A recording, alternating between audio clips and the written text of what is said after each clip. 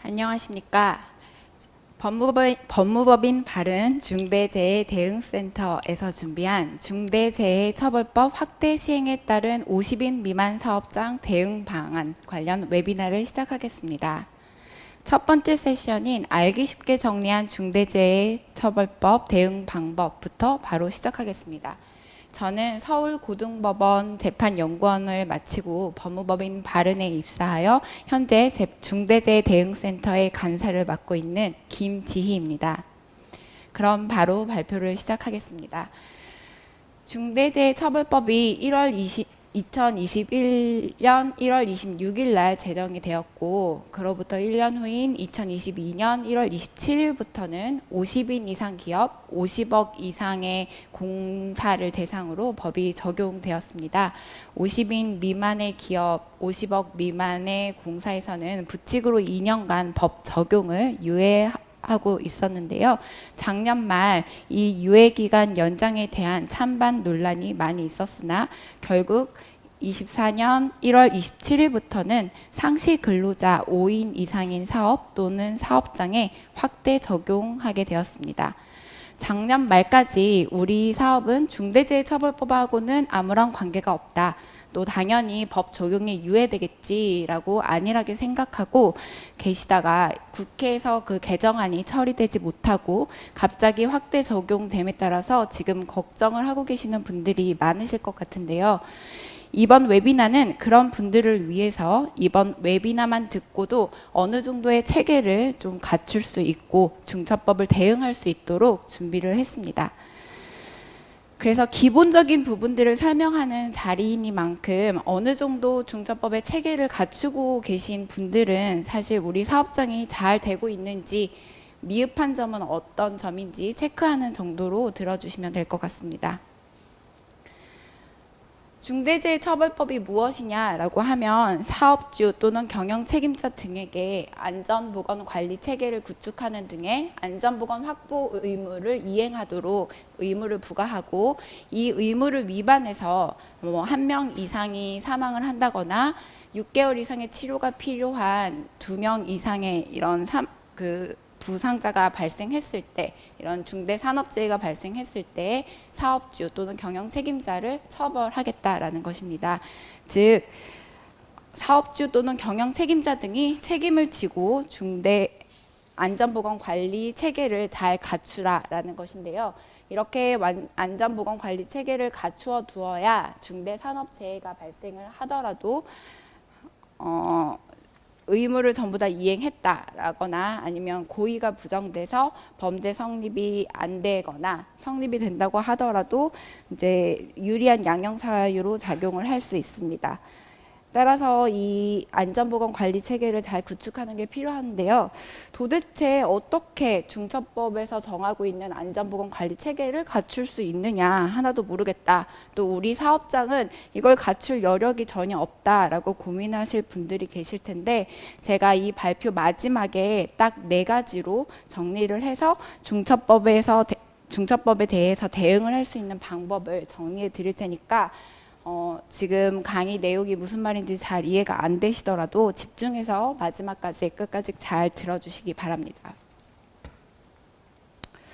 일단 이번 발표는 기본 개념을 설명하고 시스템을 구축할 수 있도록 도움을 드리는 자리이니만큼 법에서 부여한 안전보건 확보 의무를 전체적으로 한번 개관을 해보도록 하겠습니다. 중처법 제4조 1항에서 이 안전보건 확보 의무들을 다 규정을 하고 있는데요. 4조 1항의 1호부터 4호까지 규정을 하고 있습니다. 1호에서는 예방에 필요한 안전보건 관리 체계를 구축하라라는 것이고, 그거에 대한 구체적인 의무를 시행령 4조 1호부터 9호까지 정리를 하고 있고요. 2호에서는 재해 발생 시에 재발 방지 대책을 수행하고 그거에 따른 이행 조치를 하라라는 것이어서 사후 조치에 대한 내용입니다. 그리고 3호 부분은 개선 명령이나 이행 명령, 그동안 있어 왔던 그런 것들이 있을 때에 경영 책임자 등이 이를 좀 책임지고 잘 실질적으로 이행이 되도록 조치를 하라라는 것이어서 뭐 따로 시스템을 갖출 필요는 별도의 필요는 없을 것으로 보이고, 4호는 우리 사업장에서 적용되던 그 안전보건 관계법령에 따른 여러 가지의 의무들과 의무 교육들이 실제로 잘 이루어지고 있는지를 반기 1회 이상 점검하고 안 되었을 때 그거에 대한 필요 조치를 하라라는 것입니다. 그렇기 때문에 이 부분도 중처법으로 인해서 뭔가 새로운 의무가 부과된 것은 아니고, 다만 반기 1회 이상, 그러니까 1년에 적어도 2번 정도 이게 잘 되는지 점검하는 절차 시스템만 마련해 두면 되겠습니다. 그래서 가장 중요한 게 이 법 제4조 1항 1호에 따른 시행령 제4조의 1호부터 9호까지일 텐데요. 이거는 뒤에서 차근차근 하나씩 살펴보고 마지막으로 4개로 어떻게 이 대응 체계를 갖출 수 있는지 한번 정리를 해보도록 하겠습니다. 구체적인 그 확보 의무를 살펴보기 전에 또 한번 살펴봐야 될 부분이 이 안전보건 관리 체계의 구조 부분입니다. 중처법에서도 이 산업안전보건법에서 기본적으로 설정을 하고 있는 안전보건 관리 체계를 전제로 해서 이 중처법이 정해져 있는데요. 먼저 사업주가 있고, 그리고 각 현장이나 공장의 그런 곳을 총괄적으로 관리를 하고 있는 안전보건 책임자가 있고, 그리고 만약에 도급을 주었다라고 하면은 그 안전보건 관리 책임자가 안전보건 총괄 책임자가 되겠지요. 그리고 생산과 관련된 그리고 소속 직원들을 지휘 감독하는 관리 감독자가 있는 이러한 구조에서 또 법이 정한 전문 인력들인 안전 관리자, 보건 관리자, 산업 보건이들이 서로 지도 조언을 해주는 스텝 조직으로 구성되는 이런 조직을 사실은 전제로 중대재해처벌법이 규정이 되어 있습니다. 그래서 우리 법은 너무 영세해서 이와 같은 조직이 마련되어 있지, 구조도 아니고 법에서 정하고 있는 전문 인력, 안전관리자 등도 아예 둘 필요가 없다.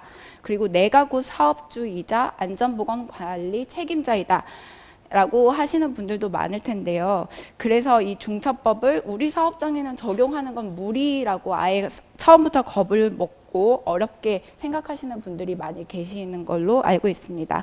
그러나 어렵게 생각하지 말고 나와 관련이 없는 부분은 그냥 과감하게 생략하고 필요한 부분만 체계를 갖추면 되겠습니다. 그럼 본격적으로 안전보건 관리 체계를 구축하는 방안을 하나하나 살펴보겠습니다. 먼저 우리 사업장, 내가 운영하고 있는 사업체가 중대재해처벌법의 대상인지를 먼저 확인을 해봐야겠죠.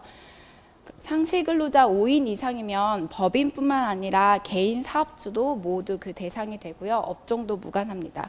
그리고 사무직 근로자들만 으로 구성되어 있는 경우에도 원칙적으로는 중처법의 대상이 됩니다. 물론 뭐 사고 발생의 확률은 적겠지만 대상이 된다는 점은 알아두셔야 될 것 같고요. 이 상시근로자 5인을 판단하는 기준에 대해서는 다음 세션에서 좀 더 자세히 설명을 드리겠습니다. 어쨌든 우리 사업체가 중처법의 대상이다라는 게 파악이 되었다면 내가 지금 집에 관리하고 있는 사업장과 도급, 용역, 위탁을 하고 있는 사업을 잘 파악하는 것이 필요합니다. 그리고 그렇게 파악을 한 이후에는 이를 좀 조직화하는 과정이 필요한데요. 중소영세 기업의 경우에는 아까도 말씀드렸듯이 경영 책임자 등이 안전보건 관리 책임자인 경우도 있습니다. 그리고 뭐 이런 관리 감독자가 제대로 지정이 되어 있지 않는 부분도 있겠죠. 이런 경우에는 그럼 나는 산안법상의 의무도 다 이행을 해야 된다라는 거를 좀 인지하고 계셔야 될 것 같고, 이렇게 기업을 좀 조직화해서 안전보건 관리를 담당할 수 있는 직원도 좀 지정을 하고 이렇게 해두는 것이 일단 필요할 것으로 보입니다. 중대재해처벌법에서도 시행령 4조 2호와 6호에서 이 조직과 인력 등을 확보하라라는 내용을 규정을 하고 있는데요. 시행령 제4조 2호에 따른 본사 전담 조직을 설치하는 것은 상시 근로자 수가 500인 이상이 되는 사업 또는 사업장이기 때문에 우리가 여기에 해당하지 않는다라고 하면은 그냥 넘어가시면 될 것 같고, 그리고 6호에 따라서는 산업안전보건법상의 전문 인력을 그 의무에 맞게 배치를 하라라는 것인데, 이것도 우리와 해당이 안 된다라고 하면은 그냥 넘어가면 되지만, 만약에 한 명이라도 이 전문 인력을 두어야 한다라고 하면은 꼭 그 배치를 할 수 있도록 최선의 노력을 다해야 할 것이고요. 만약 그럼에도 불구하고 이게 배치가 어려운 사정이다라고 하면은 채용 공고를 적극적으로 낸다거나 채용 절차를 진행했다는 점들에 대한 자료들을 잘 준비를 해서 내가 해당 의무를 이행하고자 최대한 노력을 했다라는 부분을 자료로 잘 마련해 두는 것이 필요할 것으로 보입니다.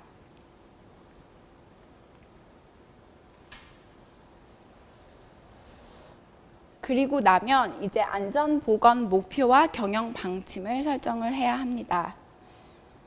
기업 전체, 본사, 부서별로 그 종사자와 서로 의견을 나누어서 우리 사업장 특성에 딱 맞는 발생 가능성이 높은 위험 요소를 어떻게 해소할 수 있는지 그 과정 중심의 목표를 좀 잘 설정을 하는 게 필요한데요. 실제로 중처법 위반 관련 판결들을 우리가 보면 안전보건 확보를 위한 실질적이고 구체적인 방안이 포함되어 있지 않는 그냥 명목상에 불과한 것이거나 사업 또는 사업장의 특성을 반영하지 않은 통상적이고 일반적인 목표만 설정을 했을 때에는 이 의무를 이행하지 않은 것으로 보고 있습니다. 따라서 우리 사업장에서 발생이 가능한 우리 사업장의 꼭 필요한 목표를 종사자와 서로 합의를 해서 측정과 평가가 가능한 실현 가능한 구체적인 목표를 설정을 하는 것이 필요하겠습니다. 그리고 또 한 가지 가장 유의해야 할 점이 이렇게 설정한 안전보건 목표와 경영 방침을 전체 사업장의 종사자들에게 이를 공표하고 게시를 하는 것입니다. 그렇게까지 해야 이 해당 의무가 전부 이행됐다라고 인정이 될 수 있을 것입니다. 다음으로는 시행령 4조 3호에 있는 위해 위험 요인 확인 개선 절차를 마련하다라는 것인데요.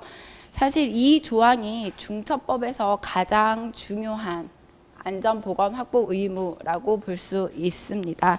실제 고용노동부에서도 위해 위험 요인을 확인하고 개선하는 조치가 안전보건 확보 의무의 핵심이라고 강조를 하고 있습니다. 이 의무는 산업안전보건법 제36조에 따른 위험성 평가로 대체가 가능한데요. 이 위험성 평가를 그냥 했다라는 것만으로 이 해당 의무를 다 이행했다라고 보고 있지는 않습니다. 위험성 평가가 제대로 이행이 되어야 한다라고 강조를 하고 있습니다. 따라서 위험성 평가를 실시하기 전에 고용노동부 고시인 사업장 위험성 평가에 관한 지침을 처음부터 꼼꼼히 한번 검토를 하고 제대로 위험성 평가가 이루어질 수 있도록 준비를 하는 게 필요할 것으로 보입니다. 실제 그 중처법 위반 관련 판결들을 보면 사고가 발생한 작업 에 대한 위험성 평가가 없을 경우에는 해당 의무를 이행하지 않았다라고 판단을 하는 경우가 많이 있습니다. 그런데 우리가 발굴하지 못한 위해 위험 요인, 즉 위험성 평가가 이루어지지 않은 부분에서도 분명히 사고가 발생을 할 수 있기는 하겠죠. 그렇기 때문에 그것에 대한 위험성 평가는 이루어지지 않았지만 우리는 시스템을 구축해서 제대로 된 위험성 평가를 하고 있다라는 것을 보여주기 위해서는 그 고시를 참고를 해서 제대로 된 위험성 평가를 실시하는 것이 필요하겠습니다. 그리고 우리 사업장은 위험성 평가를 한 번도 해본 적이 없는데 그럼 어떻게 해야 되냐라고 궁금해 하시는 분들도 계실 텐데요. 위험성 평가라는 게 다른 게 아니라 이 법에서 얘기하는 것입니다. 즉 위의 위험 요인을 확인하는 절차를 먼저 마련을 해야 합니다. 정기적으로 사업장별로 보유하고 있는 위험, 기계, 설비, 그리고 뭐 위의 위험 물질 등을 리스트를 한번 쭉 작성을 해보고, 또 뭐 추락할 위험이 있다거나 뭔가가 낙하할 게 있다거나 이런 위험 장소들, 그리고 위험한 작업 형태들을 작업 형태별로 위험 요소를 파악을 하는 것이 필요합니다. 이때 또 중요한 부분이 실제 해당 업무를 실시하는 관리 감독자와 현장 작업자가 반드시 해당 확인 절차에 같이 참여를 해야 한다는 것이지요. 이렇게 하면은 종사자의 의견을 자연스럽게 청취하고 위험성 평가가 하게 되겠습니다. 이렇게 위험 요인을 확인만 하면은 안 되고 그거에 따른 개선 절차를 마련을 해야 하는데요. 그 위험 요인별로 재해 감소 대책을 세워야 합니다. 가장 중요한 거는 위험 요인을 아예 제거하는 것이 가장 좋은 방법이 되지만, 그것이 안 된다면 뭐 다른 작업 방법으로 대체를 한다거나 아니면 뭐 안전 장치를 설치를 한다거나 이 작업을 시행할 때 사전 허가를 받도록 한다거나 이렇게 어느 정도 통제 장치를 마련해 주는 것도 그 개선 대책이 될 수 있을 테고요. 그것도 안 된다면 개인 보호 장구를 반드시 착용할 수 있도록 그렇게 교육을 하고 관리 감독을 하는 개선 절차를 마련을 해야 되겠습니다. 그 다음에는 반기 1회 이상 이를 점검하고 필요한 조치를 해야 합니다. 그 위에 확인하고 개선하는 절차는 그 경영 책임자 등이 반드시 직접 해야 하는 업무는 아니고 안전 보건을 담당하는 담당자가 이행을 해도 되겠지만, 그것을 모아서 반기 1회 이상 보고를 받고 제대로 검토를 하고 미흡한 부분을 이행하도록 필요한 조치를 하는 것은 반기 1회 이상 경영 책임자들이 꼭 챙겨야 할 것으로 보입니다.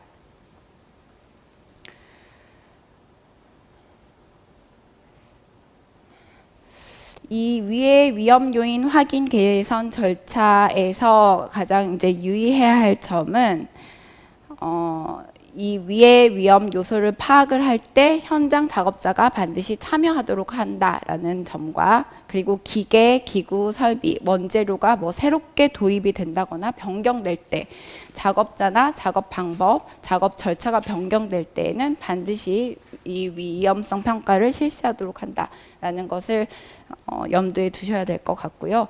또 개선 시 필요한 예산을 신속히 편성해서 집행하는 시스템을 마련을 해야겠습니다. 그리고 이와 관련된 내용은 그 종사자들에게 모두 알려서 교육을 제공을 해야 되겠고, 특히 고령자나 외국인 등 사고가 발생할 염려가 큰 사람들에게 제대로 된 교육을 제공을 주는 게 필요할 것으로 보입니다. 다음으로는 시행령 4조 4호에서 필요한 예산을 편성하고 집행하라라는 부분이 있는데요. 이때 필요한이라는 부분에 그 예산 규모에 관해서는 명확하게 법정 기준이 설정되어 있지 않습니다. 다만 기업의 규모와 보유한 위의 위험 요인 등에 따라서 재정 여건에 맞게 이걸 잘 실행할 수 있는 정도로 편성을 해야 하는데요. 그래서 위험성 평가를 제대로 이행을 하면은 그거에 따라서 우리가 갖추어야 할 기본적인 안전 수칙에 따른 인력, 뭐 장비 같은 것들이 이제 정해지겠죠. 그럼 그거를 구비할 예산은 반드시 편성을 하는 것이 필요하겠습니다. 예를 들어서 뭐 법에서 정한 전문 인력인 안전관리자, 보건관리자 등의 인건비라든지, 아니면 신호수가 필요한다라고 하면 신호수에 대한 인건비, 그리고 2인 1조 작업인데 한 명에 대한 인건비만 책정을 하면 안 되고 반드시 2명이 함께 작업을 할 수 있도록 그와 같은 인력들, 그리고 안전 관련 물품들, 보호구를 구입하는 비용들은 반드시 예산을 편성해 두는 것이 필요하겠습니다. 그리고 이렇게 편성된 예산은 예비비를 제외하고는 가급적 모두 집행하는 것이 바람직하고요. 이 안전보건 예산을 다른 항목에 전용하는 것은 엄격히 금지를 해야 될 것으로 보입니다. 그리고 여력이 된다면 이제 종사자의 의견을 청취하거나 위험성 평가를 통해서 새롭게 예상치 못한 위해 위험 요소를 개선하기 위한 비용이 필요할 수가 있습니다. 그렇기 때문에 본사나 사업장에 어느 정도 예비비를 편성해 두면 아주 완벽한 이 중처법에서 말하는 필요한 예산을 편성하고 집행하는 의무를 다 이행했다라고 볼 수 있을 것 같습니다. 다음으로는 안전보건 관계자의 업무 수행을 평가하는 기준을 마련을 해야 하는데요. 앞에서 본 그 산안법상의 그 구조에서 보면은 현장 소장 등을 칭하는 안전보건 관리 책임자, 그리고 관리 감독자, 안전보건 총괄 책임자 등이 있고, 산안법에 따른 업무 수행에 필요한 산안법에 보면은 해당 직책에 따른 업무들이 전부 다 기재가 되어 있습니다. 그래서 이 업무들을 실제 수행할 수 있는 권한과 예상 편성 집행에 대한 권한을 부여할 것을 법에 정하고 있는데요. 이걸 위해서는 안전보건 관리 규정을 마련해 두는 것이 가장 좋겠지만, 그렇지 않더라도 해당 업무를 제대로 분장을 하고 그 업무에 따른 그걸 행사할 수 있는 그런 분위기를 만들어 주시면 될 것 같습니다.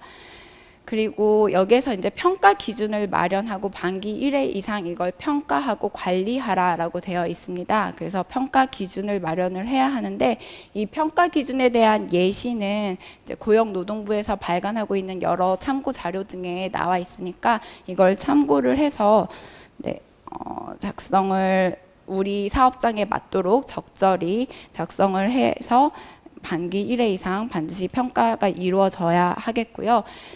그거에 대해서 이제 피드백을 통한 관리까지 이루어져야 할 것입니다. 그리고 시행령 4조 7호에서는 종사자 의견 청취의 절차, 개선 방안을 마련하고 반기 1회 이상 이를 이제 점검하라라고 되어 있습니다. 그래서 이런 종사자 의견 청취를 하기 위해서는 먼저 종사자와 유의미한 정보를 공유하고 있어야겠죠. 앞서 말씀드린 바와 같이 경영 방침이나 목표를 설정할 때에도 종사자 의견이 반영되도록 설정을 해야 하는 것이고, 위해 위험 요인 및 개선 방안을 할 때에도 반드시 현장 작업자의 의견이 반영될 수 있도록 해야 됩니다. 그리고 산업 재해 원인 조사 및 재발 방지 대책 등 이러한 그 안전 보건과 관련된 모든 정보를 종사자와 서로 공유를 하고 그에 따른 종사자의 의견이 반영될 수 있도록 해야 될 것입니다. 여기서 의견 청취를 하는 방법은 구체적으로 법에서 정하고 있지 않기 때문에 기존에 우리가 해왔던 위원회나 미팅, 회의 같은 것들 절차를 이용해서 종사자의 의견을 청취를 하면 되겠고요. 그렇게 종사자 의견만 받아서 끝나는 것이 아니고 이것에 따라서 개선 방안을 마련을 해야 하겠습니다. 그리고 그 조치 결과까지 종사자에게 공지하고 이런 것들을 기록화해서 정리를 해두는 것이 필요하겠습니다.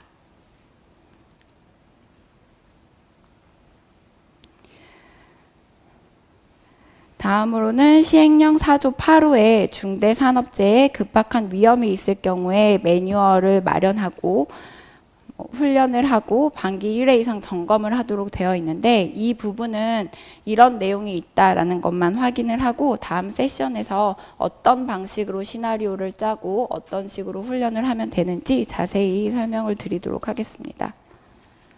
그리고 마지막으로 우리 사업체가 도급, 용역, 위탁을 하는 경우에는 그 수급인에 대한 평가를 하도록 되어 있는데요. 이때는 도급, 용역, 위탁 계약을 체결할 때에도 적정 업체, 산재 예방 능력이 있는 적정 업체를 선정하도록 평가를 하는 그것 기준이 마련돼야 되고, 그게 실제 계약에도 연계가 돼야 되고요. 도급, 용역, 위탁 업무를 이행을 할 때에도 반기 1회 이상 평가 기준을 마련을 해서 제대로 잘 되고 있는 것인지 평가를 해야 합니다. 이거에 대한 평가 기준표도 그 앞서서 말씀드린 것처럼 고용노동부의 여러 자료들을 토대로 평가 기준은 반드시 마련을 해서 반기 1회 이상 평가가 이루어지도록 해야 하겠습니다. 그리고 나머지 부분들은 제가 개관을 했을 때 간단히 설명을 드렸던 내용들이고요. 지금까지 그 전체적인 법을 한번 쭉 설명을 드리고 싶은 욕심에 지금 제가 너무 빠르게 말을 계속 이어나갔는데, 결국 제가 처음에 말씀드렸듯이 딱 4가지로 중대재해처벌법에서 얘기하는 안전보건관리 체계를 갖추고자 하면 어떻게 해야 되는지 정리를 한번 해보도록 하겠습니다. 첫 번째로는 먼저 우리 사업장의 특성에 맞는, 우리 사업장에서 세워야 하는 명확하고 구체적인 안전보건 경영 방침 및 목표를 수립하고 이거를 종사자와 함께 공유하고 공표하고 게시를 해야 할 것입니다. 그리고 둘째로는 이게 중처법의 거의 핵심이라고 볼 수 있겠죠.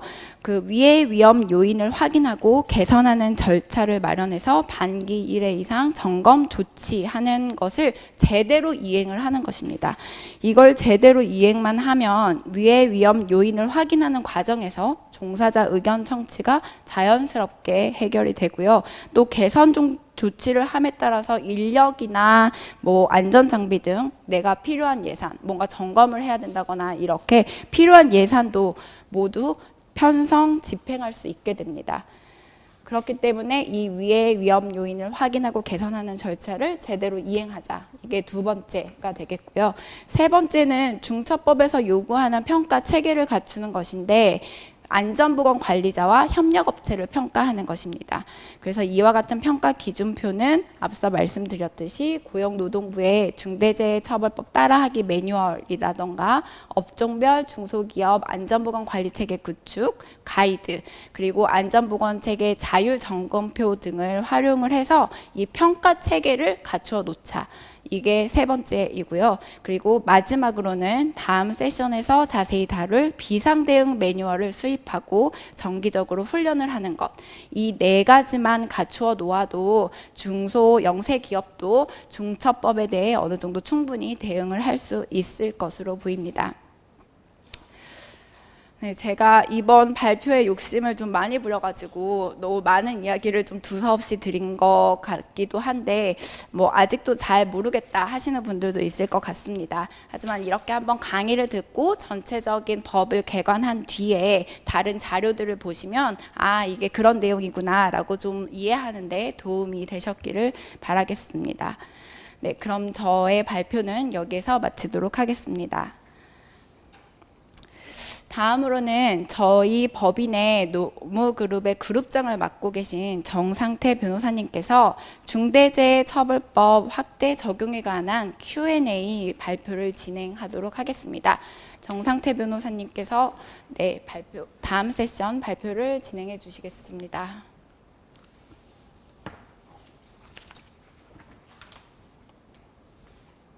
네, 안녕하세요. 정상태 변호사입니다. 전 다음 세션으로 중대재해처벌법 확대 적용 관련해서 자주 하시는 질문을 정리해서 그에 대한 답변을 드리는 것으로 그렇게 진행을 하겠습니다. 네, 첫 번째 질문입니다. 안전보건관리체계란 무엇인가요? 도대체 안전보건관리체계가 무엇인지 다들 궁금해 하시는데요. 저희도 처음에 이 법이 이제 처음 시행된 2년 전만 하더라도 법 내용을 보면 아주 많은 그런 의무 사항들이 이제 기재되어 있고 해서 도대체 어떻게 해야 될 것인지 되게 많이 좀 혼란스럽고 했는데, 2년이 지난 지금 시점에서 보면은 딱 정의가 되는 것 같습니다. 결국은 사업장에서, 우리 사업장에서 가장 사고가 많이 날 만한 요소가 무엇인지 이것을 파악을 해서 그것을 개선을 하고 이제 다음 그 사고가 나지 않도록 수정하는 게 이 안전보건관리체계의 가장 핵심적인 분야가 아닌가 그런 생각이 듭니다. 결국은 보시면요, 첫 번째로 이제 보면은 그 유해 위험 요인을 파악을 해서 이제 그것은 이제 개선 방안을 마련하고 그에 대한 이제 이행을 하는 것입니다. 그리고 이러한 유해 위험 요인 파악을 대해서 이제 지속적으로 개선하는 게 가장 핵심적인 안전보건관리 체계가 아닌가라고 생각이 듭니다. 결국 이러한 의무는 사업주 또는 경영 책임자 등에게 부담이 되고요.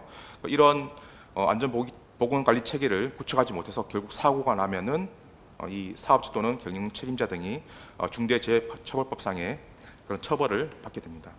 그리고 가장 큰 목표는 사업장 내 안전한 환경 조성이 이 안전보건관리 체계를 구축하는 가장 큰 목적이 되겠고요.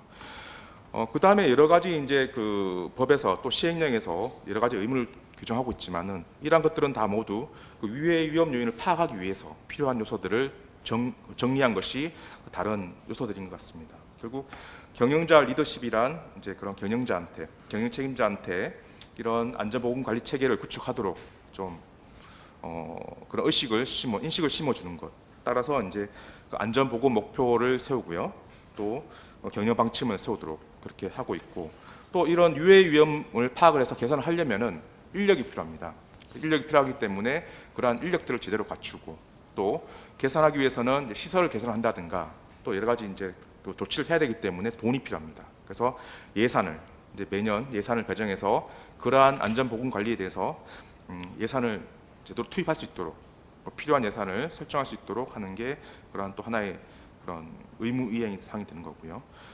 이런 이제 인력과 예산을 바탕으로 실제로 이제 유해 위험 요인을 파악을 하고 개선을 해서, 근데 그 과정에서 종사자의 의견을 또 청취하는 것도 중요하겠죠. 이런 것들이 다 하나의 각 의무 사항이 되는 것입니다. 그리고 이런 안전보건관리 체계를 만들었으면은 똑같이 이제 계속 시행되는 게 아니라 그 시행하는 과정에서 부족한 점이 있다면 매년 개선을 해서 좀 더 완벽한 그런 안전보건관리 체계를 만들어가는 것이 법에서 말하는 안전보건관리 체계인 것 같습니다. 저희가 이제 그 2년 동안 이제 그런 프로젝트를 시행을 하면서 안전보건관리 체계를 구축해 드렸는데 네 가지가 지금 보이는 네 가지가 가장 중요한 것 같습니다. 우선은 이제 부족한 부분이 없어야 됩니다. 이제 법에서는 최소한의 기준을 설정하고 있고요. 이러한 최소한이 설정된 기준들이 누락되지 않도록, 안전보건관리 체계에 누락지 않도록 구축하는 것이 가장 첫 번째로 중요한 사항이고요. 두 번째로 너무 지나쳐도 안 됩니다. 법에서 정한 것보다 이제 우리는 더 많이 해야지, 더 높은 수준으로 해야지 해서 이렇게 정해놨는데, 더 높은 수준으로 정해놨는데 그것이 우리 종사자들이나 우리 내부적으로 이행할 수 없을 정도로 높은 수준일 경우에는 그것 때문에 오히려 발목이 잡힐 수가 있습니다. 규정은 그렇게 높은 수준으로 해놨는데 우리가 실제로 이행하지 못했을 경우에는 그 이행하지 못한 것 때문에 중대재해관리처벌법상의 그 안전보건관리 체계를 제대로 이행하지 못했다라고 평가가 받을 수 있기 때문에 이러한 부분도 크게 신경을 써야 될 부분입니다. 그리고 유기적 연계가 또 중요한데요.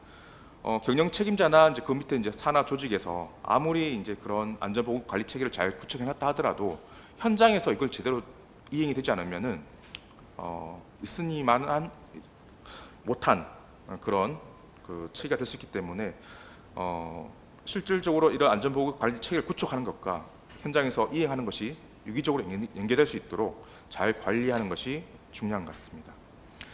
마지막으로 전문가의 조력을 받는 것을 저희는 공유를 드립니다. 왜냐하면 자체적으로 이렇게 잘 체계를 구축하시는 부분도 많은데 저희가 다시 한번 점검하다 보면 좀 빠진다거나 위에서 말씀드린 기본적인 반드시 들어가야 될 부분이 빠진다거나 또는 너무 지나치게 높은 수준으로 설정을 해서 도무지 이행할 수 없을 정도의 안전관리 체계를 구축하는 경우가 있기 때문에 이런 분들 감안해서라도 전문가의 조력은 일단 받아보시는 게 저는 중요하다고 그렇게 생각이 듭니다. 두 번째 질문입니다.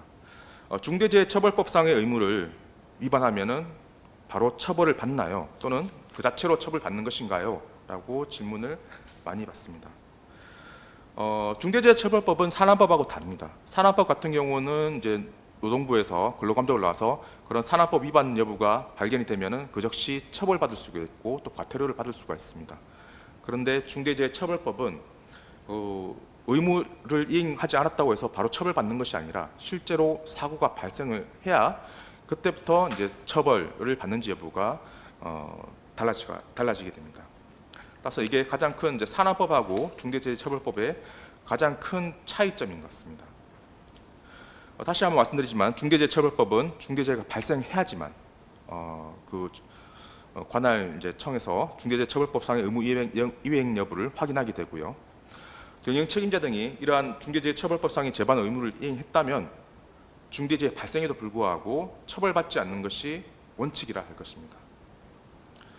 그런데 실제로 보면은 저희가 이제 지금까지 많은 사고가 발생했고 수사 대응도 하고요. 그다음에 거의 10여 건에 가까운 그런 지금까지 판례가 1심 판례가 이제 나왔지만은 그런 이제 산업법상 의무 위반과 이제 중대재해처벌법 위반서를 뭉뚱거려 가지고 사고가 발생하면은 중대재해가 발생을 하면은 무조건 어떻게든 중대재해처벌법상의 의무를 위반한 것이라 봐서 처벌하는 경향이 있는 것 같습니다. 밑에 그림을 보시면은 중대재해처벌법상의 의무 위반이 되기 위해서는 이중의 인과관계가 필요합니다. 즉 중대재해 사고가 발생을 했고요. 그 다음에 그에 따른 이제 산업법상 의무 위반이 발견이 돼야 됩니다. 그리고 산업법상 의무를 위반하지 않은 것에 대해서 중대재해처벌법 의무 위반과 또 서로가 인과관계가 있어야 되거든요. 그런 이중의 인과관계가 있어야 되는데 법원에서는 이런 이중의 인과관계를 이렇게 딱 따져서 이렇게 판단하는 것이 아니라 산업법상 의무 위반이 있으면은 중대재해처벌법상 어떻게든 그런 좀 꼬투리를 잡아서 중대재해처벌법상 의무 위반으로 몰고 가는 그런 경향이 있는 것 같습니다. 앞으로는 이제 좀 더 법원에서 많은 이제 케이스들을 다루다 보면은 이런 부분을 좀 분리할 것이라는 생각이 들지만은 지금 현재로서는 좀 이런 그 중대재해처벌법상 이중 인과관계를 제대로 판단하지 않고 그대로 판단하는 경향이기 때문에 지금 이제 아까 말씀드린 것 같이 중대재해처벌법상 의무를 제대로 이행했다면은 처벌받지 않는다는 것은 조금 지금으로서는 아주 낮은 단계이지 않을까. 결국은 아주 이제 개인의 일탈에 의해서 정말 회사에서 이제 그런 중대재해 발생을 막기 위해서 최선을 다했지만은 개인이 일탈에 의해서 다른 이제 좀 위반되는 방식으로 작업을 하다가 또는 좀 혼자서 좀 독단적으로 하다가 사고 난 경우를 제외하고는 좀 그런 중대재해처벌법상의 그런 의무 위반을 피해 나가기가 그렇게 쉽지 않은 것이 사실입니다. 자, 상시 근로자는 사업장별로 계산하나요? 라는 것도 하나의 질문인데요. 결론적으로는 사업장이 이제 여러 이제 전국에서 산재 있다 하더라도 그 사업장이 좀 4명 이하라 하더라도 전체 사업의 인원 상시 근로자 수를 기준으로 판단을 하게 됩니다. 상시 근로자 수는 이제 판단 방법 이제 표에 나와 있는데요. 상시 근로자 수는 법 적용 사유 발생일 전 1개월간 사용한 근로자 연 인원을 같은 기간 중 가동 일수로 나눈 수로 그 상시 근로자를 판단을 하게 됩니다. 이 상시 근로자에 들어가는 근로자에는 기간제 근로자, 단시간, 아르바이트, 고용 형태를 불문하고 사업 또는 사업장에서 근로하는 모든 근로자를 그 기준으로 하고 있습니다. 당연히 이제 협력업체 근로자는 우리 근로자가 아니기 때문에 상시 근로자에서 빠집니다. 다음 하나가 이제 문제가 되는 게 파견 근로자의 경우에는 어떻게 할 것인가? 파견 근로자, 파견을 받아서 우리 사업장에서 근무를 하고 있는데 이 파견 근로자는 우리 근로자로 봐가지고 상시 근로자에 포함시킬 것인가에 대해서 좀 논란의 여지가 있습니다. 검찰하고 고용노동부하고 그 의견 차이가 있는데요. 검찰 같은 경우는 이 파견 근로자를 상시 근로자 제외하고 있습니다. 그 근거는 근로기준법 이제 시행령에서 상시 근로자를 이제 계산할 때 파견 근로자를 명시적으로 제외하도록 하고 있기 때문에 검찰 쪽에서는 근로기준법 시행령에 따라서 파견 근로자를 제외한다는 그런 입장이고요. 노동부 같은 경우는 파견법에서 이 파견 근로자는 사용사업주의 책임으로 물고 있기 때문에 이 파견 근로자 같은 경우는 이 파견법에 따라서 산업법상 이제 그런 사용사업주의 근로자로 봐야 된다라고 그렇게 판단해서 파견 근로자도 상시 근로자 수에 포함시키고 있습니다. 이에 대한 명시적인 판결이 없는 상황에서 저희가 지금 파견 근로자는 무조건 포함된다 안 된다고 말씀드리기는 어려운 것 같고요. 앞으로 판례가 어떻게 이 부분에서 판단할지 좀 지켜봐야 될 부분이 있는 것 같고 검찰이든 노동부든 나름 좀 일리가 있는 그런 근거를 제시하고 있기 때문에 저희가 여기에 대해서 어느 것이 맞다라고 단정적으로 말씀드리기는 좀 어려운 부분이 있는 것 같습니다.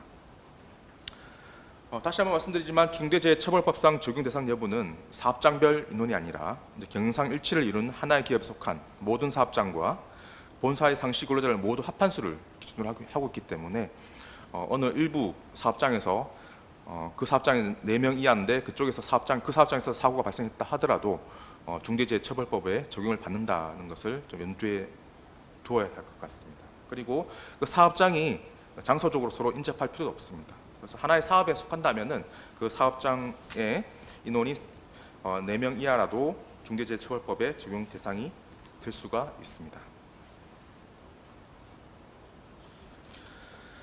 자, 이제 도대체 뭐부터 준비해야 되나요? 라고 이제 하는데요. 좀 처음에 이제 이걸 준비하시려면 막막한 것이 사실입니다.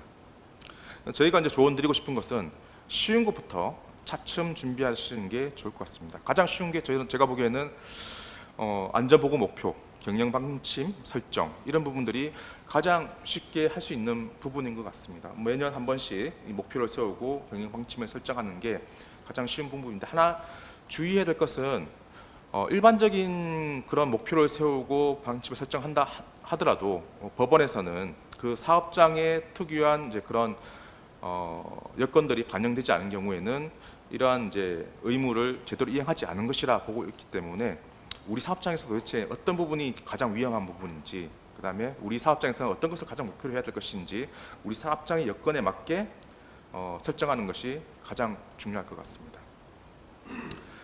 그리고 이제 첫 세션부터 계속 말씀드리지만은 그 안전보건관리 체계, 중대재해처벌법에서 가장 중요시하는 것은 우리 사업장에서 위험한 요소가 무엇인지 파악하는 것이, 그리고 파악을 해서 이를 개선하는 것이 가장 중요합니다. 그래서 안전보건관리 체계라는 것은 이 부분에서 가장 중점을 둬야 될 것 같고요. 그래서 유해 위험 요인이 무엇인지 우리 사업장에서 확인하고 이를 개선하는 작업을 만들어낸 큰 틀 안에서 나머지 다른 의무들을 하나하나씩 설정하는 것이 중요할 것 같습니다. 결국 이런 유해 위험 요인을 확인하기 위해서는 이제 예산하고 인력이 필요하기 때문에 그에 맞추어서 예산하고 인력을 확보를 하고요. 그다음에 그러한 과정에서 종사자들의 참여를 유도를 해서 종사자들부터 우리 사업장에 위험한 요소가 무엇인지 확인을 하고, 또한 이런 이제 유해 위험 요인이 확인되면은 이런 하나의 이제 상황을 설정을 해서 또 훈련을 하는 거죠. 매뉴얼을 작성을 하고 그 매뉴얼에 맞춰 가지고 반기에 한 번씩 훈련을 하면서 실제로 이제 그 상황을 가정해서 시나리오를 바탕으로 훈련하는 것이 중요한 것 같습니다. 또한 이제 그런 법에 정해진 이제 안전 교육도 이제 지속적으로 하는 것이 중요한 부분입니다. 지금 이제 모의 훈련을 이제 작성하는 방법에 대해서 하나 이제 저희가 이렇게 표로 만들어 봤습니다. 이 표 자체가 하나의 이제 큰 틀이라고 보시면 되고요. 이 모의 훈련 이 큰 틀 안에서 하나의 상황을 설정을 하고, 뭐 예를 들면 추락 사고 또는 화재 사고 또는 여러 가지 이제 뭐 그런 뭐 전기 이런 이제 그런 사망 사고들을 이제 가정을 해서 하나의 상황을 이제 쭉 시나리오를 만들어 보는 겁니다. 사고가 발생을 하고 처음 발견자는 어떻게 하고, 네, 처음 발견자는 이제 어떻게 할 것인지, 그다음에 119 이제 신고를 하고, 그다음에 우리 이제 대응방에서 어떻게 조치할 것인지, 그리고 사고 발생하면 우리도 작업자들은 어떻게 또 대피시킬 것인지, 그리고 또 사고 이후에는 우리가 어떻게 이것을 원인을 파악을 하고 다시 재발되지 않도록 할 것인지, 이런 상황들을 여러 가지 가정을 해서 시나리오를 만들고, 이 시나리오를 바탕으로 실제로 이제 하루 한 번 반기 한 번씩 하루를 잡아가지고 한 뭐 1시간 정도 이렇게 훈련을 하는 것이 중요한 것 같습니다. 그래서 이 표를 보시고 우리 사업장에 맞는 그런 상황을 가정을 하시고 그런 매뉴얼을 만들어서 훈련하시는 게 중요한 부분인 것 같습니다. 네. 그다음 5번째 질문으로 사고 발생 후에 그 노동청이나 경찰에서 수사를 할 때 중대재해처벌법의 의무 확인은 어떻게 하느냐, 또 질문이 있는데요. 저희가 사고 대응을 하다 보면은 바로 사고 발생 당일 또는 그 다음 날 바로 그 사업장 그 경영 책임자에게 그 중대재해처벌법상의 의무 이행을 한 서류를 제출하라고 그렇게 요구를 합니다. 그러면 그런 이제 사업장에서는 이런 서류를 준비를 해서 이제 노동청에다가 제출을 해야 되겠죠. 이런 서류를 준비를 안 하고 그냥 우리 막연히 우리 다 이행을 했습니다라고 주장을 해봐야 또 이행했다고 또 인정되지 않기 때문에 결국은 서류를 준비하는 게 가장 필요할 것 같고요. 이 서류라는 것은 결국은 반기에 한 번씩 이렇게 중대재해처벌법에서 의무로 규정하고 있는 그런 의무들을 이행을 하고 관련된 서류를 갖춰 놓는 것이 중요한 것 같습니다. 안전보건 목표 및 경영 방침은 1년에 한 번이지만은 특히 이제 반기 1회씩 이행해야 하는 의무는 이 표 안에 있습니다. 첫 번째로 유해 위험 요인 확인 및 개선이 이루어지는 점검 후에 필요한 조치를 할 것, 그리고 안전보건관리차 책임자 등의 업무에 대한 평가를 하고 관리를 할 것. 이 부분은 이제 많이 좀 부족한 부분이 있는데 실제로 평가를 하고 그 평가 결과에 따라서 상벌을 명확히 주는 것이 필요한 부분인 것 같습니다. 그 종사자의 의견 청취하고 개선 방안 마련, 이런 부분도 서류를 마련해 주는 것이 필요할 것 같고요. 아까 말씀드린 이제 중대재해 사고 발생에 대비한 매뉴얼에 따라서 훈련을 하고 그 훈련 이제 결과를 평가를 해서 다시 개선 조치를 하는 그런 서류, 그리고 도급, 용역, 위탁을 받는 이제 그런 협력업체가 있다면은 그런 협력업체에 계약을 할 때 우리가 어떤 이제 안전보건 관리 기준을 기준으로 해서 이 업체를 평가를 했다. 그리고 우리가 계약 기간 중에 어떠한 이 업체에 대해서 안전보건 관리 기준을 제대로 이행했는지 평가를 하고 그 평가 결과를 바탕으로 재계약 여부를 결정하고, 이런 부분들도 서류가 필요할 것 같고요. 그리고 안전보건 관리 우리 사업장 관련해서 안전보건 관계 법령에 따른 의무 이행 여부, 그리고 점검 결과를 보고받은 그런 서류, 그리고 또 중요한 안전보건 관련 교육 이행 여부에 대한 그런 서류들을 잘 정리를 해서 갖춰 놓는 것이 필요합니다.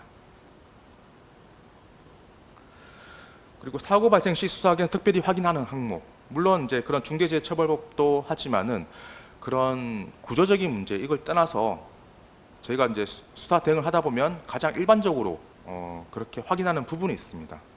첫 번째로 안전보건 교육은 빠뜨리지 말고 철저하게 시행하는 것이 중요한 것 같습니다. 특히 안전보건 교육을 하고 이제 그런 이제 일지에다가 이제 참석자 사인을 하는데 가라로 사인하는 경우가 많아요. 한 사람이 또 대신 이제 이러 한 경우가 많은데 그 필체를 보면 다 드러납니다. 드러나고 그런 필체 때문에 한 사람이 다 가라 사인했다가 드러나면은 안전보건 교육을 제대로 거치지 않았다라고 평가가 될 위험이 있기 때문에 그 교육을 받으면은 각자 전부 다 사인을 하는 것이 필요할 것 같고요. 또 한 사람도 빠짐없이 교육받도록 독려할 필요가 있을 것 같습니다. 그리고 사고 나면은 사고 현장에 작업 지휘자가 있었는지, 현장에서 작업 지휘자가 실제로 작업 지휘를 했는지 여부를 다 파악을 하게 됩니다. 그래서 작업 지휘자 일상적으로 이루어지는 일을 하더라도 작업 지휘자가 제대로 작업 지휘를 할 수 있도록 그렇게 관리를 할 필요가 있습니다. 이렇게 작업지가 있으면은 또 개인 근로자의 독단적인 이제 업무 수행을 방지를 할 수 있어서 오히려 이런 것 덕분에 사고가 발생하지 않을 수 있기 때문에 이런 부분도 좀 확인할 필요가 있을 것 같습니다. 그리고 또 하나가 이제 작업 계획서를 또 확인을 합니다. 작업 계획서를 이제 하면서 이 부분이 이제 위험한 업무인 경우에는 위험한 업무임을 이제 작업 계획서 이제 기재를 하고 이 위험한 업무에서 사고 방지를 위해서 어떠한 조치를 했는지 다 확인하고 있기 때문에 작업 계획서 작성할 때 제대로 작업 계획서 작성하는 게 필요할 것 같습니다. 또 그리고 가장 또 일반적인 부분이 하지만 중요한 부분이 근로자 개인의 보호구 착용을 제대로 했는지 여부도 철저히 보고 있기 때문에 이 부분도 철저히 하게 좀 관리를 하시는 것이 필요할 것 같습니다. 네. 예, 이상입니다. 제가 말씀드릴 분 다 말씀드린 것 같고요. 네, 감사합니다. 네, 마지막으로는 반드시 알아야 할 중대재해 수사 대응 방법이라는 주제로 강태훈 변호사님이 진행해 주시겠습니다. 강태훈 변호사님은 수원지방검찰청 안산지청에서 산업재해 전담 검사를 역임하신 수사 전문가이십니다. 발표를 시작하겠습니다. 네, 안녕하세요. 법무법인 바른 중대재해 대응센터의 강태훈 변호사라고 합니다. 저는 검찰에서 산업안전보건법 위반 사건들을 수사를 했었고요. 결국에는 이 산업안전보건법으로만 가지고는 근로자의 안전을 확보할 방법이 없다는 그런 판단하에 아마 이 중대재해처벌법이 제정돼서 지금 시행되고 있습니다. 중대재해 대응 처벌법과 관련해서 앞서 다른 변호사님들께서 여러 가지 의무 이행과 관련된 유의사항이라든가 반드시 필요한 사항 이런 것들을 말씀을 주셨는데요. 결국에는 사고라는 것은 누가 의도하지 않지만 발생하는 경우가 있고 그 발생을 하게 되면 그와 관련된 수사가 이루어지기 때문에 그거에 대한 대응이 어떻게 대응하는 것이 가장 효과적이고 효율적인지 그런 부분들을 제가 말씀을 드리겠습니다. 먼저 아까도 우리 정상태 변호사님도 말씀을 주셨는데 근로자 사망 사고가 발생하면 무조건 중대재해처벌법으로 처벌받는가? 이 부분과 관련해서는 뭐 결론적으로 말씀드리면 무조건적으로 처벌받는 것은 아닙니다. 중대재해처벌법이 사업주 등에게 안전보건관리체계 구축 의무 등을 부과하고 있고 그 의무를 위반했기 때문에 이러한 사고가 발생을 했다라는 점이 인정되어야지만이 중대재해처벌법으로 처벌이 가능합니다. 그러면은 근로자 사망 사고의 원인이 이 안전보건관리체계 구축 의무와 무관하다면 당연히 중대재해처벌법으로 처벌할 수가 없겠죠. 이런 경우가 있느냐? 있을 수 있습니다. 근로자가 독단적으로 작업 방법이나 계획에 위반하여 근로자가 독단적으로 행동을 해서 사고가 나는 경우. 그리고 또 하나는 이제 허용된 위험이라는 게 있을 수 있거든요. 모든 일상생활, 근로자가 사업장에 나와서 출근해서 작업을 할 때 모든 위의 위험 요인을 통제하고 관리해야 되는가? 그렇진 않죠. 길 가다가 넘어져서 어떤 문제가 발생할 수도 있고 그렇기 때문에 그런 부분들도 있으니 너무 이 중대재해처벌법에 대해서 뭐 두려움만 가지실 필요는 없고 아까 앞서 말씀드린 변호사님들께서 말씀드린 의무 위반 사항, 의무 관련된 사항들을 차분히 준비하시면 중대재해가 발생하더라도 대응을 하실 수가 있을 것 같습니다. 여러 번 말씀을 드렸는데요. 중요한 거는 일단 법령에서 규정하고 있는 의무들은 전부 준비를 하셔야 됩니다. 근데 이 준비하는 과정이 별다른 특별하게 뭐가 있는 거냐? 그렇진 않습니다. 고용노동부에서 지금 안내하는 가이드라든가 그런 부분들을 보시면 충분히 준비가 할 수 있습니다. 다만 나랑 비슷한 사업 또는 내가 영위하고 있는 사업과 비슷한 사업의 사업장에 준비되어 있는 걸 그냥 그대로 갖다 써야지. 그냥 그대로 갖다 쓰고 우리는 준비됐다고 얘기를 해야지. 그건 안 된다는 거죠. 당연히 그런 샘플들을 가지고 준비를 하실 수도 있지만 그 부분과 관련해서는 우리 사업장에 맞는 것인지 우리는 A라는 걸 제조를 하는데 B라는 물품을 제조하는 또는 그런 사업장에 있는 샘플을 가져다 쓰다가 우리하고는 전혀 맞지 않은 또는 상이한 부분이 있는데 그거를 간과해서 넘어가는 그래서 그런 부분들을 놓치고 넘어가 버리게 되면 나중에는 그 부분이 수사에서 추궁당해지고 그 부분이 문제가 될 가능성이 있습니다. 따라서 안전보건관리체계를 구축은 하되 그 사업의 종류, 현황에 맞는 그리고 우리 사업장에 가장 맞는 체계를 구축하는 것이 중요하고 그러려면은 가장 중요한 거는 근로자의 의견을 듣는 게 가장 중요합니다. 실제 작업을 하는 사람들이 느끼는 위험 요인이 뭔지를 파악하는 것이 제일 먼저 이루어져야 되는 상황인 것으로 생각됩니다. 자, 사고가 발생하면 이제 어떻게 대응을 해야 되느냐? 사고가 발생을 하면 당연히 작업을 중지해야 됩니다. 그리고 유사 작업을 하고 있다면 그 작업도 중지하는 것이 좋습니다.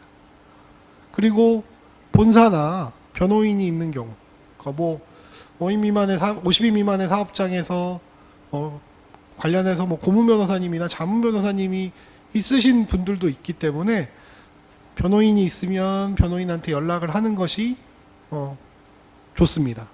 왜냐하면 사고가 발생을 하면 당연히 고용노동부에서 나가서 현장에서 작업 중지도 하고 사고 원인을 파악합니다.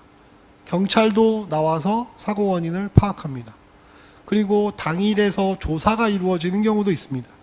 그렇다면 그 조사와 관련해서 전문가의 조력을 받으려면 변호인이 있으면 변호인들한테 연락하는 것도 좋은 방법입니다. 그리고 중요한 거는 당연히 응급 구호 조치를 하고 여러 가지 조치들이 이루어지고 조사와 수사가 이루어지는 경우에는 사고 현장의 보존이 굉장히 중요합니다. 그리고 목격자의 진술을 청취할 수 있으면 청취하는 것도 필요합니다. 사업장에 CCTV가 설치되어 있거나 그렇다면 CCTV 등을 확인해서 이 사고의 원인이 무엇인지를 정확하게 파악해야 됩니다. 이러한 파악이 되기 전에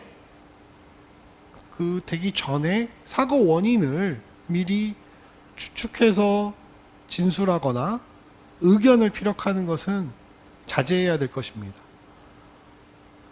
제가 지금 말씀드리는 것 중에 수사 대응에 여러 가지 얘기들을 하겠지만 수사 대응에 있어서의 가장 중요한 점은 초기 대응입니다.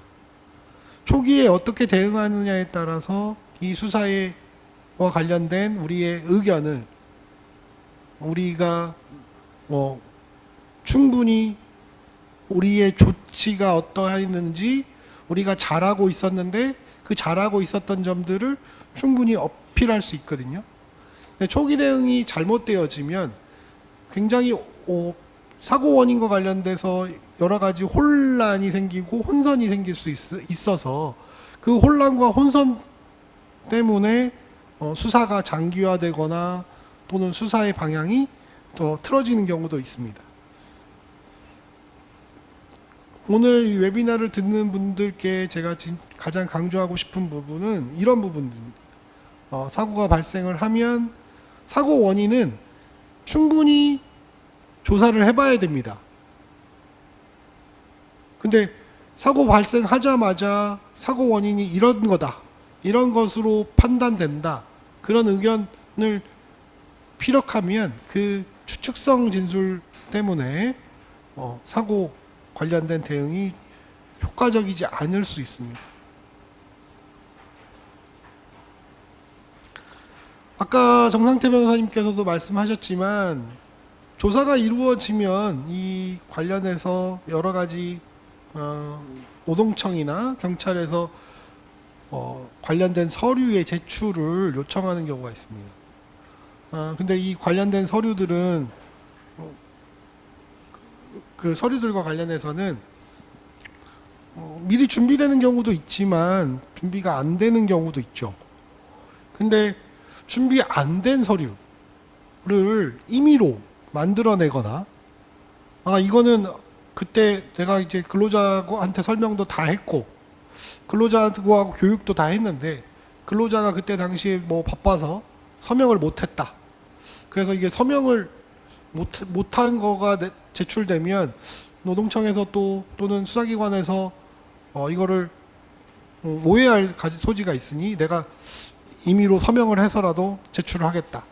이렇게 하면 안 됩니다. 여러 가지를 체크를 합니다. 노동청에서 제출받은 서류, 현장에서 바로 확인하는 서류가 있고 현장에서 바로 확인해서 그거를 추후 제출하라고 하는 경우도 있습니다. 근데 현장에서 확인할 때 사진을 찍어 놓는 경우도 있거든요. 임의로 조작하지 못하도록. 그래서 그런 부분들이 충분히 나중에 수사 과정에서 설명을 할 수가 있습니다. 내가 설명을 했고 근로자가 그때 당시에 바빠서 또는 근로자가 다른 업무가 있어서 설명을 못한 것일 뿐 교육을 한 것은 맞습니다라고 설명을 할 수 있기 때문에 그런 부분들을 임의로 작출해내거나 만들어내실 필요는 전혀 없습니다. 그래서 기본적으로는 뭐 건설 현장인 경우에는 건설공사 계약서, 그다음에 하도급 계약서, 공사 현장 조직도라든가, 그다음에 사망한 근로자에 대한 근로계약서, 그다음에 제일 중요한 건 사고 작업 관련해서 위험성 평가서가 있는지, 위험성 평가 지침서가 있는지, 그다음에 안전보건관리 책임자가 있었으면 그 사람들에 대한 평가서, 하도급 관계였다면 하도급 업체 관련돼서 안전보건 관리 체계를 구축했는지 관련 평가서 등을 확인을 합니다. 근데 이제 50인 미만인 경우는 대부분 하도급 업체들이 많기 때문에 하도급 업체가 자기 스스로를 평가하는 경우는 없죠. 다만 원청사하고 협의해서 원청사에서 평가하는 경우가 있기 때문에 이런 관련된 서류들은 원청사에 제출되어 있거나 또는 우리가 보관하고 있지 않으면 원청사에 보관하고 있는 경우도 상당 부분 있습니다. 그래서 원청사하고 협의를 해서 그 이 부분들을 제출하는 것을 검토를 하면 됩니다. 그럼 우리가 제일 신경 써야 되는 부분은 뭐냐? 작업 계획이 있다. 근데 작업이라는 것은 모든 작업을 작업 계획서를 쓰라는 얘기가 아닙니다. 위의 위험 요인, 그러니까 근로자가 위험해질 수 있는 작업에 대해서는 이 산업안전보건법에 보시면 산업안전보건법의 안전보건관리 규칙에 보면 이런 경우는 작업계획서를 작성하라고 되어 있습니다. 예를 들어서 중량물 같은 거를 움직일 때는 이동시키거나 인수할 때는 중량물 작업계획서를 작성하도록 되어 있거든요. 그렇다면 이런 작업계획서가 작성이 되어 있느냐, 이게 중요합니다. 작업계획서를 작성했느냐가 형식적으로 작성됐느냐 아니냐, 이거는 추후에 이제 또 판단을 하겠지만 일단 기본적으로 이런 작업을 할 때는 작업계획서가 작성되어야 된다는 점을 알고 계셔야 되는 거죠. 그래서 그런 작업계획서가 작성되도록 해야 됩니다. 그리고 그 작업계획서에는 당연히 작업지휘자나 신호수, 유도자 이런 것들이 배치되도록 기재가 되어야 됩니다. 그래야지 그 부분들을 통해서 안전보건 관리를 하고 있구나 라는 걸 수사기관에서 확인을 할 수 있기 때문입니다.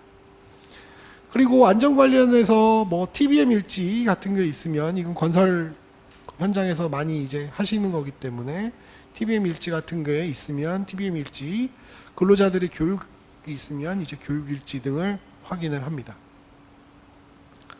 통상의 노동청 근로감독관은 이제 현장에 와서 필요 서류 목록을 교부를 합니다. 그러니까 제출을 요구하는 목록을 교부를 하는데 이게 결국에는 사고 관련된 사업장에서 이 사고와 관련된 작업 공정에 대한 서류하고 그 다음에 중대재해처벌법과 관련돼서 중대재해처벌법에서 규정하고 있는 의무를 이행하는데 그 이행을 뒷받침하는 서류, 이 두 가지를 나누어서 목록을 교부를 하고요.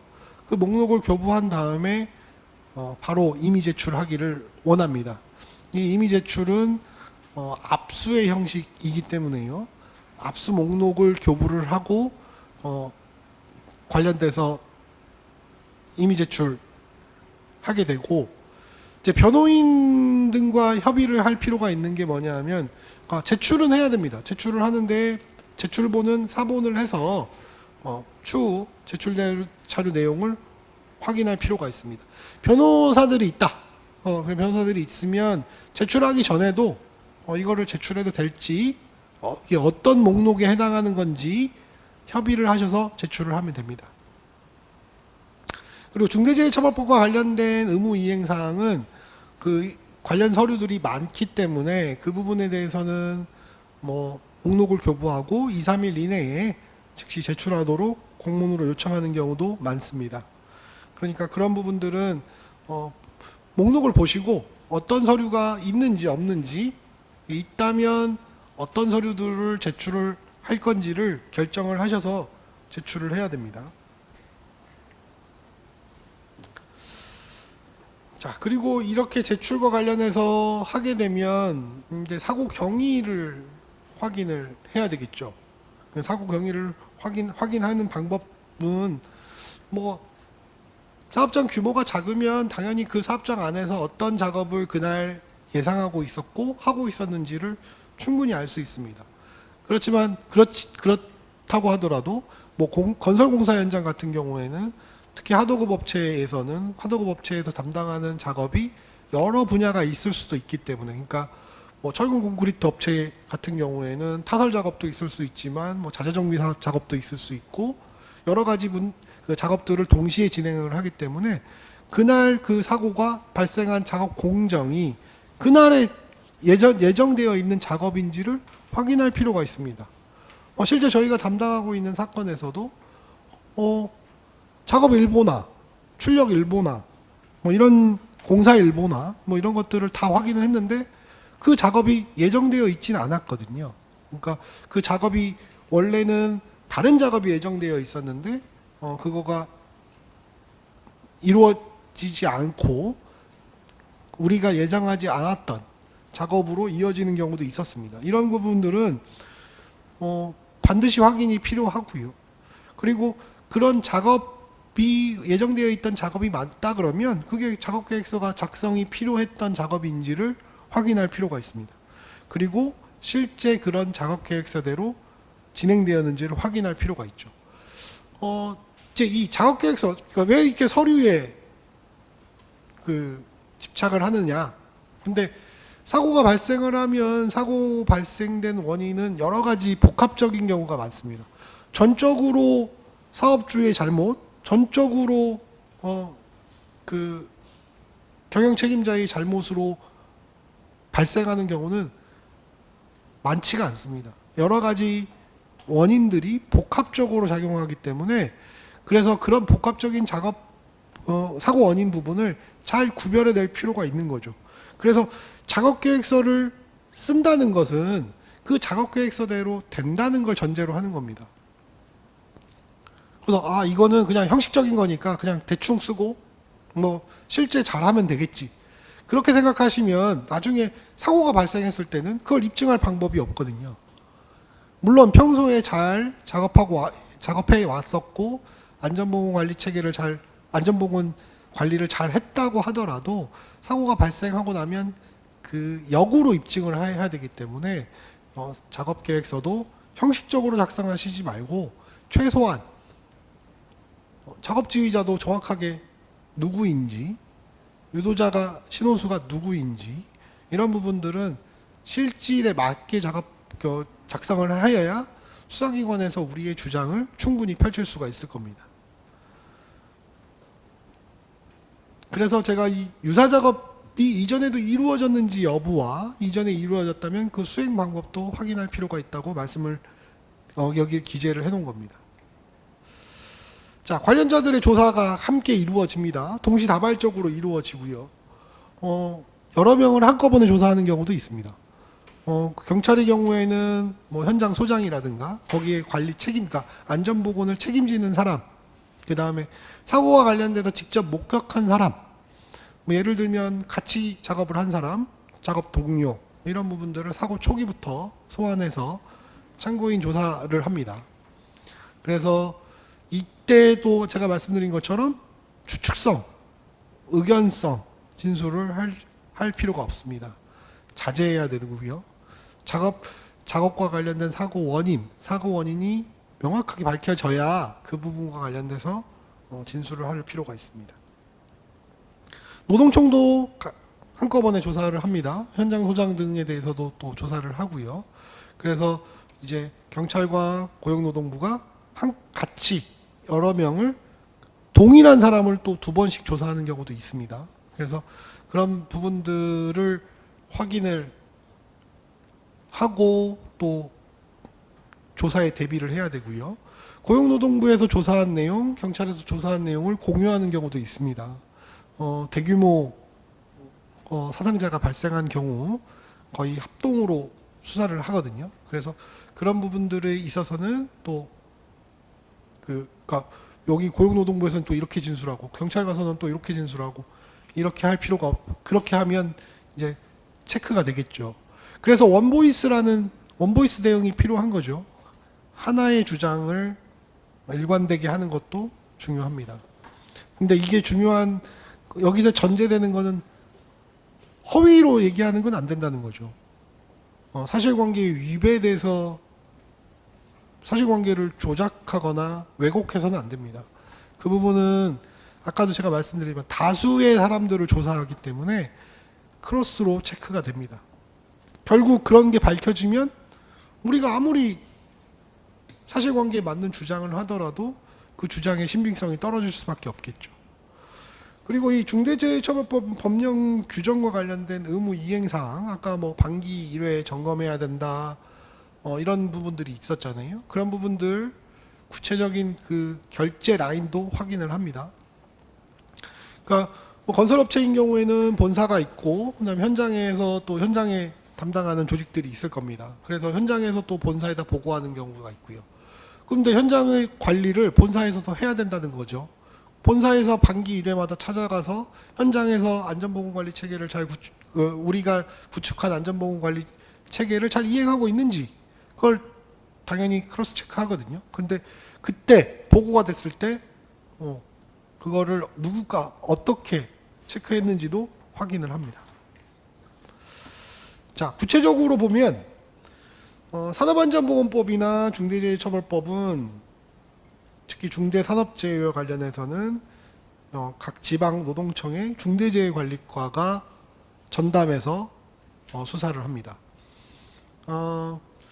예전에는 산업안전보건법 같은 경우에는 그냥 지방청에서 지방의 그 관할 노동청에서 조사를 했었는데 이제 그리고 중대재해처벌법은 또 노동청 중대재해관리과에서 조사를 했었는데 요새는 그냥 같이 노동청 중대재해관리과에서 조사하는 경우도 많습니다. 그래서 각 지방 노동청 중대재해관리과에서는 산업안전보건법 위반 부분과 중대재해처벌법 위반 부분을 나누어서 수사를 하는데 수사와 관련된 자료들은 각각 요청을 하면서 중대재해관리과에서 한꺼번에 조사를 합니다. 그러니까 이런 방식으로 조사가 되죠. 현장 소장님 등을 불러서 또는 근로자의 안전보건관리 책임자를 불러서 사고의 원인과 관련된 부분을 조사를 하고 뒤이어서 그럼 중대재해처벌법과 관련돼서 의무이행을 어떻게 했는지를 추가로 물어보는 경우가 있습니다. 그래서 한꺼번에 산업안전보건법과 중대재해처벌법 위반 부분을 조사를 하는 거죠. 그래서 산업안전보건법 위반을 조사해서 그게 사고 원인이 어느 정도 밝혀지면 그 사고 원인과 관련돼서 중대재해처벌법에서 규정하고 있는 의무 중에 어떤 의무를 이행하지 못했는지를 조사하는 겁니다. 그래서 그 대응을 할 때 가장 중요한 게 사고 원인이 중요하다는 말씀을 드리는 이유가 그겁니다. 사고 원인이 밝혀져야지 그 사고 원인이 뭐 때문에 어떤 의무를 위반한 것 때문에 안전관리를 안 했기 때문에 발생했는지를 알아야지 대응이 가능한 겁니다.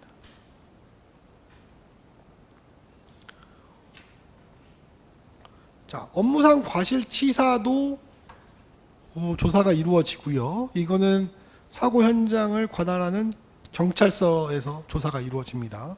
근데 3명 이상이 사망한 사건 같이 사고가 규모가 큰 사건은 관할 경찰서의 상급 지방경찰청 강력범죄수사대에서 관할하는 경우가 있습니다. 그리고 경찰의 수사도 사고 원인 위주로 이루어지고요. 사고 원인과 관련해서는 이릉 노동청 수사하고 속도를 맞춰서 진행하는 경우가 있습니다. 그래서 산업안전보건법 위반 관련해서 안전조치를 취하지 않은 것을 업무상 과실로 우율해서 업무상 과실치사에 대한 수사가 이루어지고요. 요새는 업무상 과실치사 부분을 단독으로 경찰에서 신속하게 조사를 해서 검찰로 보내는 경우가 있습니다. 그리고 노동청 수사는 뭐 그 이후에 또 이루어지는 경우도 있고요. 그래서 현장 소장 등의 직접 사고 관련자들부터 입건을 하는 경우가 있습니다.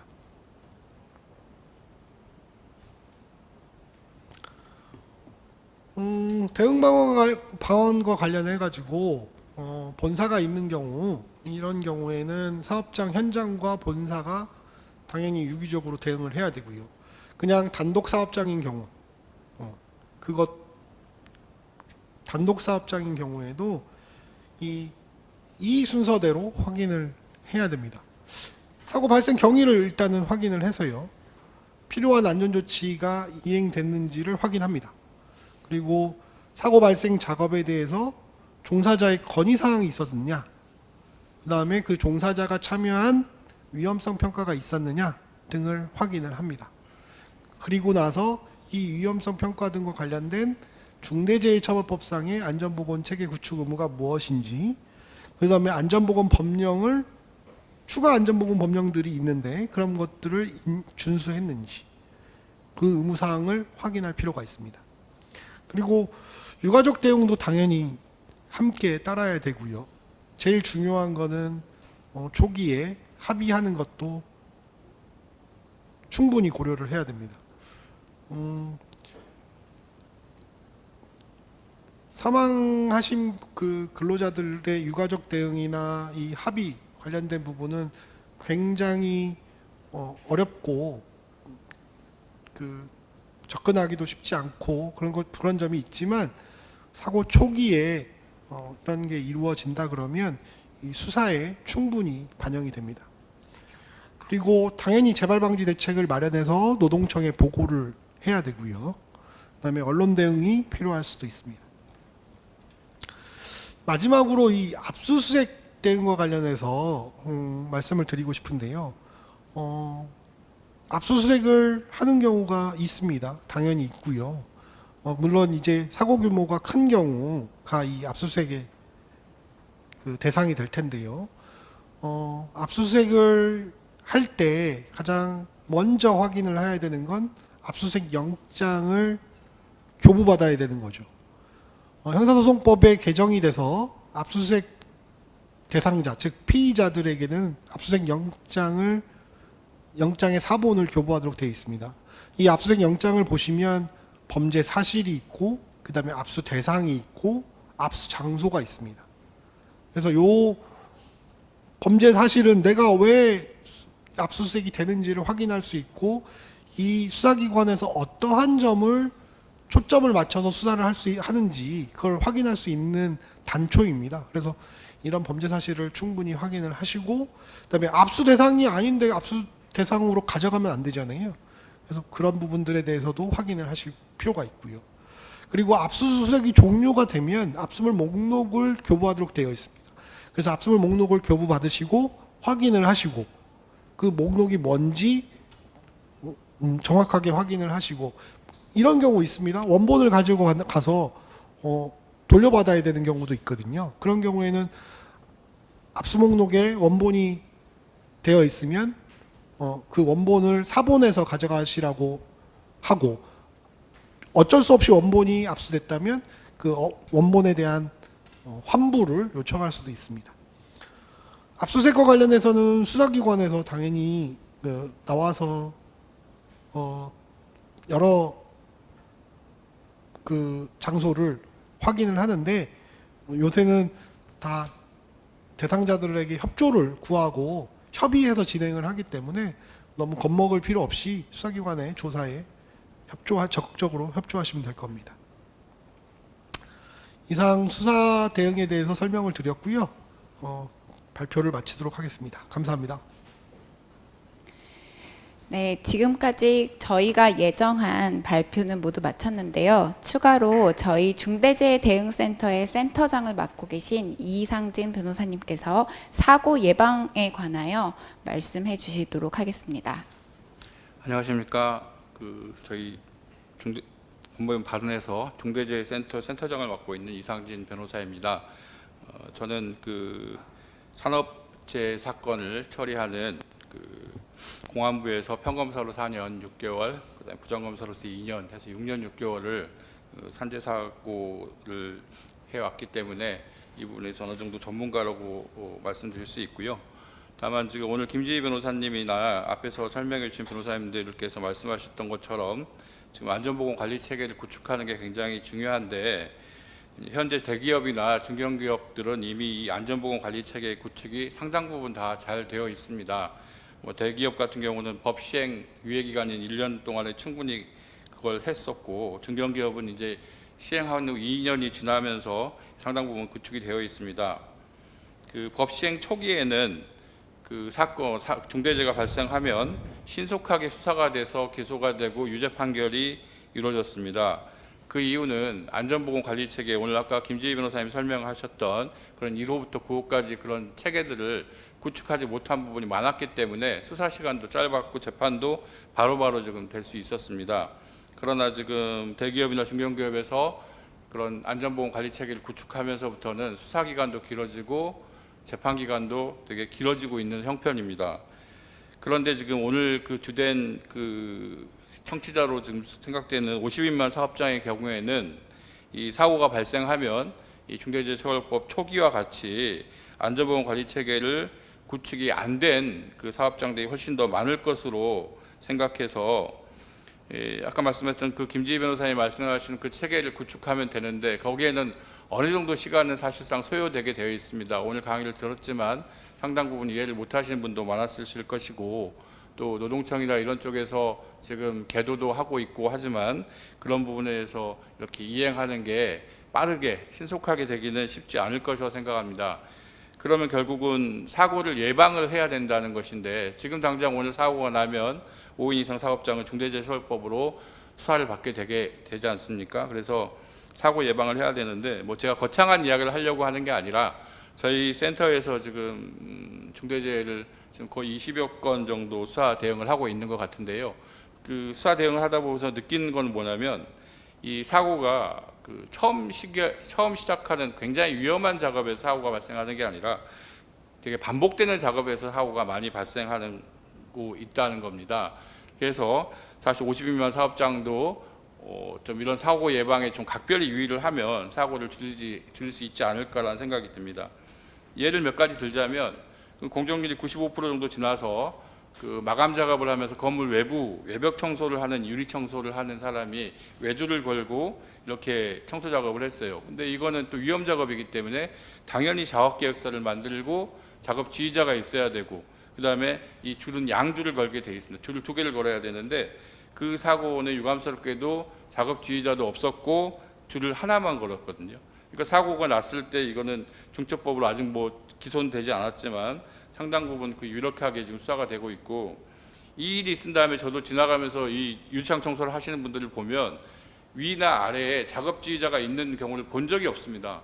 아마 이게 비용 문제도 상당 부분 포함이 될 텐데, 그래서 그런지 모르겠지만 아무튼 사고를 줄이려면, 사고가 발생하게 되면 무조건 작업 지휘자 있었냐, 양줄을 맸냐, 이거부터 근로감독관이나 경찰에서는 판단을 하기 때문에 가장 간단한 것부터 그렇게 비용이 들더라도 꼭 이렇게 지켜야 된다는 것이고요. 그다음에 그 물건을 나르는 공장 같은 경우는 지게차를 사용하는 경우가 많습니다. 공장이 한 개일 수도 있고 뭐 여러 군데에 있을 수도 있죠. 그럼 지게차를 뭐 직영으로 뭐 20대를 갖고 있다든지 아니면 임대를 해서 한 40개를 갖고 있다고 치면 역시 이것도 위험 작업이기 때문에 작업지휘서를 만들고 작업 지휘자가 있어야 됩니다. 그러면은 20개의 지게차가 움직일 때 20명의 작업 지휘자가 있어야 되느냐? 이 부분은 이제 노동청과 그런 저희하고도 사실 좀 그 견해 차이가 있는데, 최소한 예를 들어서 지게차가 4시간 작업을 한다면 4시간 동안 작업 지휘자가 그 자리에 있어야 된다는 겁니다. 아니면은 그 현장에 아예 다른 사람이 출입하는 걸 자체를 출입 금지를 통제를 하든지, 아니면 사람들이 왔다 갔다 할 것 같으면 이런 거를 아예 그냥 작업 지휘자로서 이렇게 작업을 지휘를 해야 된다는 것이죠. 근데 이게 사실상 또 비용 문제도 굉장히 또 큽니다. 20대의 지게차가 돌아가는데 20명의 작업지를 준다? 사실상 이거는 불가능할 수도 있거든요. 그렇기 때문에 회사 측에서는 뭐 CCTV로 관리를 한다든지 뭐 다른 방법을 강구를 해서, 아니면 출입 금지를 아예 한다든지 해서 이 지게차, 아니면 지게차 작업을 할 때는 어떤 사람이 들어갈 때는 반드시 이 지게차 작업을 중지를 한다든지 뭐 그런 식으로 통제를 하지 않으면 역시 또 사고가 발생되면은 뭐 20명의 작업지가 있냐 이렇게 그 법적인 잣대를 대고 들어가면 참 난감하거든요. 그래서 이제 그런 부분들이 있고, 다만 CCTV를 설치하거나 이럴 때는 타인간의 대화가 녹음되면 안 됩니다. 그냥 화면만 나와야 되고, 예, 타인간의 대화가 녹음되면 정통방법 위반이 문제될 수 있기 때문에. 그 다음에 이제 또 사다리 작업 같은 겁니다. 간단한 사다리 작업인데, 사다리 작업은 다 아실 겁니다. 2인 1조 작업이고, 그 한 명은 보조자입니다. 그냥 이 사다리 위에서 작업을 하는 사람이 안전하게 작업을 할 수 있도록 도와주는 역할만 해야 돼요. 근데 이 보조자가 어떤 자꾸 다른 일을 하려고 합니다. 그런데 뭐 관리감독자가, 이것도 위험 작업이기 때문에 관리감독자가 있어야겠죠. 아니면 2인 1조에서 작업하는 사람이 뭐 작업 지휘자로서 관리자가 된다든지. 근데 그냥 내버려 둡니다. 그러다가 사고가 나면 또 피해 갈 수가 없거든요. 왜? 이 사람 보조적인 역할만 해야 되는데 다른 작업을 했기 때문에. 저도 뭐 지나다니면서 사다리 작업하는 걸 보면, 사다리를 하나로 작업을 2인 1조로 하면 시간이 오래 걸리니까 그냥 사다리 2개 갖고 와서 혼자씩 작업을 합니다. 일 빨리 끝내고 가려고. 근데 이걸 만약에 관리 감독을 한 사람이 있다면 이렇게 작업을 하지는 않게 하겠죠. 그래서 제가 좀 간단하게 지금 여러 예를 들었던 이유는 뭐냐면, 사고는 반복되는 작업 중에서 사고가 많이 일어나는 겁니다. 그래서 관리 감독에 좀 더 충실하게 신경을 쓰시고, 물론 당연히 아까 김지희 변호사님 말씀하셨던 그 시스템 구축도 당연히 이루어야 되지만 시간이 아무래도 소요되기 때문에 지금 당장은 가장 간단한 기본부터 사고가 발생할 수 있는 위험, 반복되는 작업이라도 좀 까탈스러울 만큼이라도 좀 간섭을 하면서 작업을 진행해야 되지 않을까 싶습니다. 왜냐하면 계속 반복되는 작업이고 계속 보던 사람 또 보는 거고 하기 때문에, 이런 정도로 작업해도 뭐 사고 나겠어? 뭐 왜 그렇게 깐깐하게 해? 라고 하지만 지금 50인 미만 사업장에서는 사고가 발생하면 대부분 처벌을 받을 수밖에 없는 형편이기 때문에 당분간은 그런 식으로라도 좀 깐깐하게 좀 작업 관리를 해야 될 것 같은 생각이 들어서 예정에 없는 이야기를 했습니다. 감사합니다. 네, 이상으로 저희 법인에서 준비한 이번 웨비나를 모두 마치도록 하겠습니다. 중대재해처벌법이 확대 적용됨에 따라서 걱정이 많이 계신 분들에게 조금이나마 도움이 됐기를 바랍니다. 예정된 시간보다 많이 늦어졌는데 끝까지 경청해 주셔서 감사합니다.